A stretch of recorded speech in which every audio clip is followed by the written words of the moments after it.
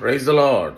Bible చెప్తుంది, బాలురు సొమ్మసిల్లుదురు, యవనస్తులు త్రొట్టిల్లుతారు, కానీ దేవుని కృప కొరకు ఎదురుచూచువారు పక్షిరాజు వలె రెక్కలు చాపి పైకి ఎగురుతారట, బలంగా ఉంటారట, శక్తివంతంగా ఉంటారట, ఆరోగ్యంగా ఉంటారంట, నెమ్మది శాంతి సమాధానాలతో ఉంటారని బైబిల్ చెప్తుంది.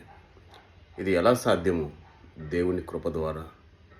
దేవుని కృప అనగా అర్హత లేని వారికి, అనర్హులకు దొరికేటటువంటి మహా గొప్ప భాగ్యము.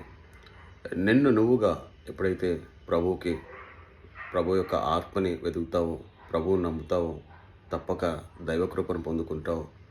అనేకులకు నువ్వు ఒక బ్లెస్సింగ్గా ఉంటావు. ఆకారం లేనటువంటి జీవితాలకు దేవుడు ఆకారాన్ని ఇస్తాడు. కృప ద్వారా ఆయన నమ్ముదాం, దైవదేవుని పొందుదాం. Amen. God bless you all.